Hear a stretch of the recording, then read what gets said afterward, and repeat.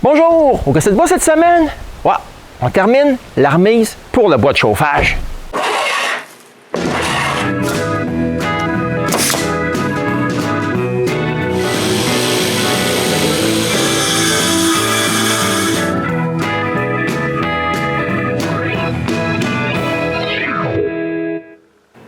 J'ai terminé la première partie de la construction de ma remise pour mon bois de chauffage avec une structure en poutre. Maintenant, je peux travailler sur le reste. Avant d'aller plus loin, je vais faire une ouverture pour la porte. Comme porte, je vais utiliser celle-ci, que j'avais totalement oubliée, et qui traînait à côté sur le mur de la remise pour l'eau. Pour ma défense, l'an dernier, juste derrière la porte, il y avait une forêt. Mais avant de mettre les morceaux en place, on doit enlever l'écorce qui reste ses côtés qu'on n'a pas coupé droit. Ensuite, c'est possible de clouer les deux morceaux en place. Bon, c'est le temps de penser au plancher. La première chose que je fais, c'est marquer pour deux supports et les clouer en place.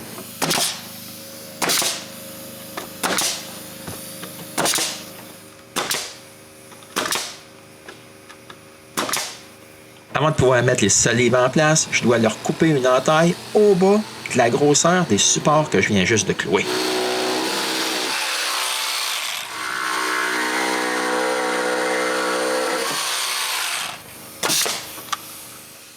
Ensuite, je peux toutes les clouer en place.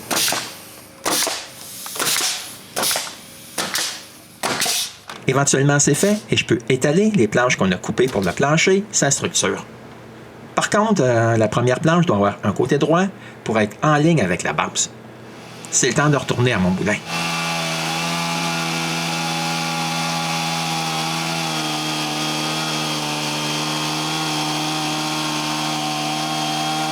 En fait, faire le setup prend plus de temps que la coupe elle-même. J'arrive même pas à tourner la manivelle assez vite. Avec un côté droit, je peux la couper à la bonne longueur.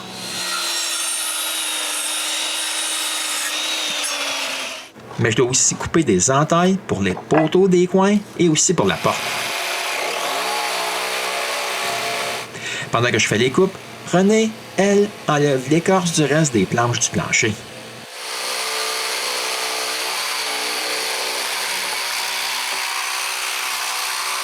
Même si les entailles sont faites, j'ai un autre petit problème. On a empilé tous les morceaux verts les uns par-dessus les autres. Après un mois d'entreposage, certaines planches ont un peu de moisissure dessus. Je fais donc un mélange d'eau de javel avec des pastilles de chlore que je garde toujours au chalet et je lave les planches.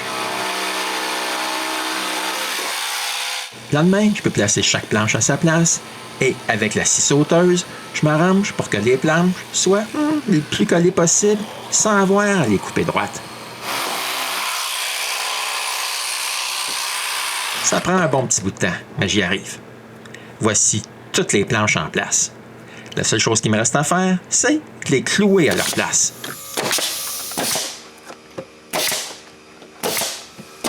Bon, c'est pas très vite, parce que mon petit compresseur que je garde au chalet, il est pas vraiment assez puissant pour cet outil. Mais j'y arrive quand même. Maintenant, je dois couper tout ce qui dépasse.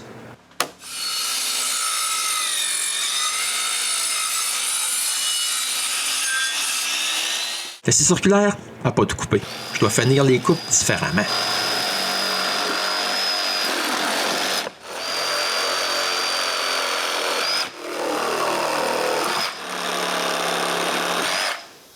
Maintenant, on peut commencer à clouer les traverses pour les planches.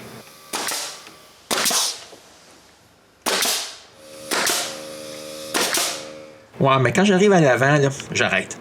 Parce qu'on a décidé d'ajouter 2 arbalétriers au toit et que je veux pas avoir des traverses dans mes jambes. Ouais, mais on a un léger pépin parce que tous les bio qui nous restent sont trop courts. Il faut aller chercher un autre arbre.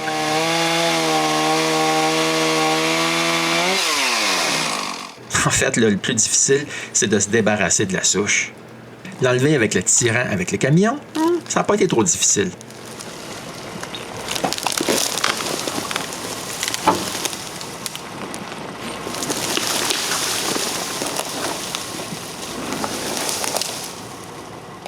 Par contre, la rouler dans le bois, ça a été une autre histoire.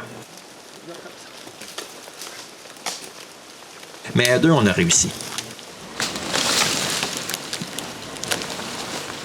Maintenant, c'est possible de sortir le petit bout d'arbre du bois et l'apporter à l'endroit où on coupe nos planches.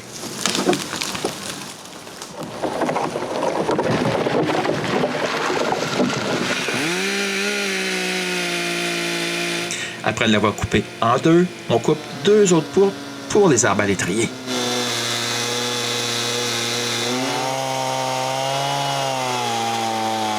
Tout ce qui reste maintenant à faire, c'est de les couper comme les trois autres et de les mettre à leur place. Maintenant, je termine les traverses de l'avant. Avec toute la structure de terminée, on peut maintenant penser aux planches.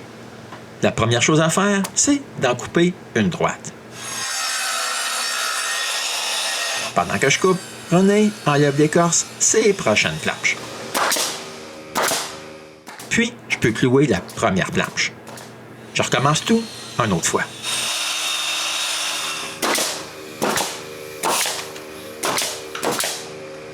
Et encore.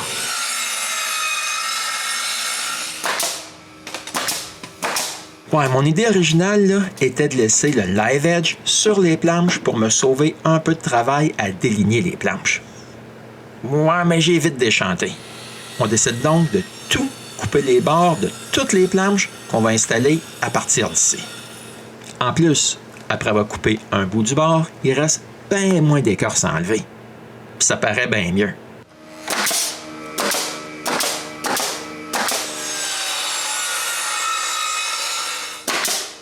Donc, on passe le reste de la journée à travailler, à poser des planches, sa devanture et aussi ses deux côtés. Mais il reste encore l'arrière.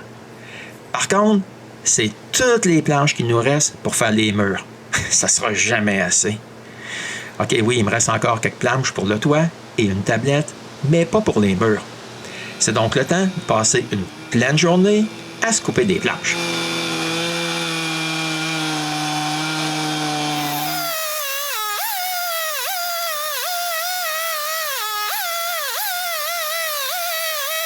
Je vous dis que ça marche bien, ce petit moulin maison. Voici une des planches que j'ai coupées. Ça prend 2 minutes et demie à faire. Et ça, c'est une planche d'un peu plus que 20 cm. Le setup prend plus de temps que le temps qu'il faut pour couper la planche. À la fin de la journée, on a réussi à couper tout ça. Le jour suivant, on peut clouer d'autres planches et finir l'arrière. Avant de pouvoir continuer, je dois aussi finir le haut de la porte. Maintenant, on peut penser à la partie haute des murs. La première chose que je dois faire, c'est d'ajouter des bouts de bois à la structure. Maintenant, l'arbalétrier est sur le même plan que les planches du mur.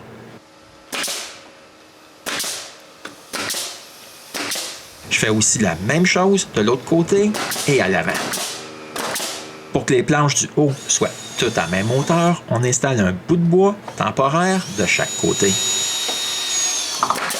Puis, on peut clouer la première planche de chaque côté avant.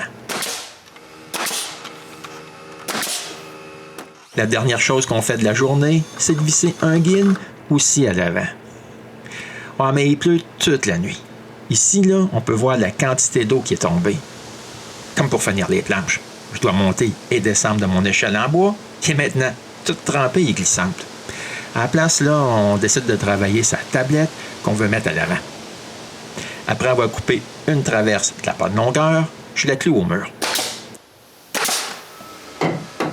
J'ajoute un support vertical de chaque côté. Ensuite, on peut poser des planches plus épaisses, comme dessus de tablette. Bon, ça, là, c'est toutes les planches qu'on a de la bonne épaisseur. Par contre, tout ça nous a pris assez de temps que maintenant l'échelle est sèche et je peux clouer les planches du haut à l'avant. 3 heures plus tard, l'avant est terminé. Et ça, c'est les bouts qui nous restent. C'est parfait parce qu'on a besoin de bouts pour faire les côtés. Je cloue tous les bouts qui nous restent. Ensuite, il faut couper d'autres planches droites. 1 heure plus tard, on a un côté de fini. 1 autre heure, et l'autre côté est aussi fini. Malheureusement, ceci, c'est tout le bois qui nous reste. On n'en a pas assez pour finir. Il nous reste encore ces troncs-là, mais je pense pas qu'on en a assez. En plus, je veux quelques planches plus longues pour faire le début du toit. Donc, je pars toute fière de couper mon premier arbre avec ma scie toute neuve. Ouais, ça c'est parce qu'il en reste plus par terre déjà de couper. Mais ma fierté a pas vraiment duré longtemps. Parce que l'arbre, il tombe pas vraiment où j'avais prévu.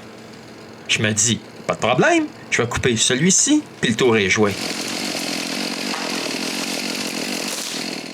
Moi, pas vraiment. J'en coupe un autre, mais ironiquement, rien bouge. Je coupe donc un autre arbre, et enfin, celui que je voulais couper se retrouve par terre.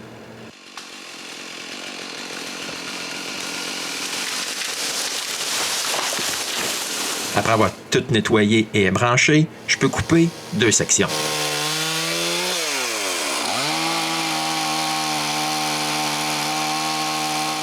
En tout cas, c'est impressionnant de voir comment un arbre peut sortir du bois sans effort quand on le tire avec un camion.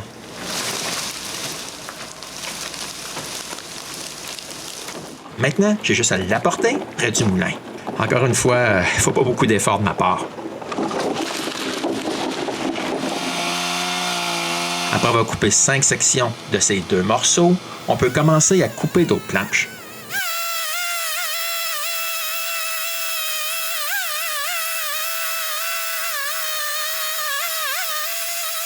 On y passe toute la journée. Voici les 3 épaisseurs de planches qu'on aura besoin pour finir la job. Il faut juste couper les bords. Voilà, toutes les planches sont prêtes. Il nous reste juste à les poser. Mais avant de faire ça, on enlève l'écorce des planches les plus épaisses pour finir la tablette. Bon, la tablette est terminée. Je peux couper l'excès des planches du mur du côté droit. J'avais vissé une planche pour guider la scie. C'est bien plus facile que de suivre une ligne. Je fais la même chose de l'autre côté. Ensuite, on peut commencer à clouer les planches du toit. Je commence par une longue planche à l'avant. À l'arrière, j'en mets 2 plans de longueur. Ensuite, c'est possible de couvrir le toit. Ça va pas mal vite parce que René reste en bas et me passe les planches. Ici, vous allez voir pourquoi je n'utilise pas de belles caméras avec des lentilles super chères. Ouais, j'ai presque jeté ma caméra en bas de la tablette. Puis ça aurait mis fin à ce bel épisode. Ouais, mais c'est pas le cas et c'est pas terminé. Pour les 2 dernières planches, j'ai dû descendre et je les ai coupées pour qu'elles entrent à leur place. En tout, poser les planches, ça a rien que pris 2 heures. Pas si mal. Le lendemain, la première chose que je fais, c'est couper l'excès des bords. Par contre, à cause de cet arbre que René voulait que je coupe, mais que j'ai pas voulu couper, je dois couper quelques planches autrement. En fait, cet arbre est bien plus proche que ça. Il toucherait le toit si on n'aurait pas mis un petit bloc entre la remise et l'arbre. Maintenant, je dois faire la même chose de l'autre côté. Exactement la même chose. Ouais, René voulait que je coupe celui-là aussi. J'ai opté à la place pour un autre bloc. Voici tout le bois qui nous reste. Pas mal. J'en ai pas coupé des douzaines en trop. Maintenant, on doit penser à la tôle du toit. La première chose que je fais, c'est de couper un de mes morceaux en 2. Ouais, mais j'ai fait une job de cochon parce que la coupe est toute croche. Je dois vivre avec ça maintenant. Ouais, mais ce qui a pas mal causé ça, c'est que la lame pour couper le métal que j'ai utilisé s'est brisée et que je m'en suis pas aperçu tout de suite. En fait, ça a pas mal refait une beauté au bord quand c'est arrivé. Ouais, mais ça, c'est pas mon plus gros problème. Un joint normal ressemble à ça. Mais avec ma coupe, j'ai un trou juste ici. Il faut que je fasse quelque chose. Je cherche et je trouve ce bout de tôle dans ma remise. J'en coupe 2 litières. Ensuite, je les plie pour faire 2 gouttières. Vous pouvez voir que les rebords retroussent dans la partie haute des tôles du toit. Ça va régler mon problème. J'avais du papier de 15 livres qui traînait. J'en profite pour l'utiliser. En plus, ça va me débarrasser. Je peux maintenant visser le premier petit bout en place. Et le deuxième. Ici, on peut bien voir comment les gouttières que j'ai faites vont fonctionner. Ensuite, je peux installer la première feuille pleine. Et la seconde. René me passe les feuilles d'en bas et je les mets en place.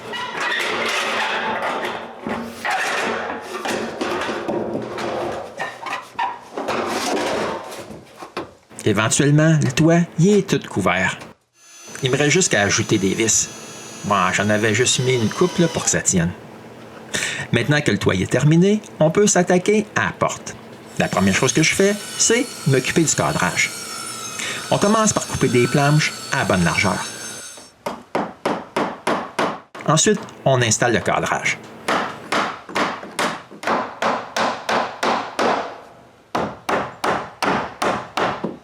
Je change les pentures de la porte. En fait, elle n'avait qu'un des deux morceaux d'une penture. Ensuite, je visse la porte à sa place. Avec la porte en place, je peux finir le cadrage. Pour que la porte reste fermée, je vais utiliser le verrou qui était déjà là. Oui, je sais, ça va à l'intérieur, mais je vais l'installer à l'extérieur. Par contre, il me manque l'autre morceau. Mais j'ai plein de ressources au chalet. J'en ai un sur ma remise qui me sert à rien. Je vais l'utiliser. J'ai juste à marquer l'endroit ou faire la mortaise et je la coupe. Enfin! Quelque chose qui demande un minimum de précision.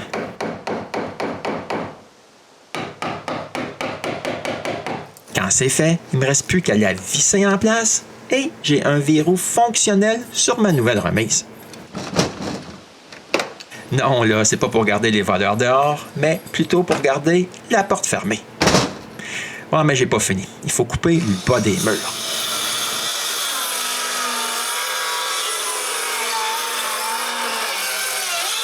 Comme pour le toit, j'utilise une planche pour me guider.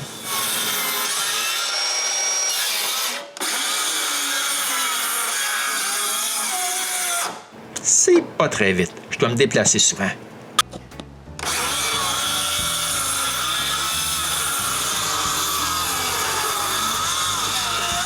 Mais j'y arrive et je coupe les 4 murs comme ça. La dernière chose à faire, c'est de couper la planche qui va au bas de la porte.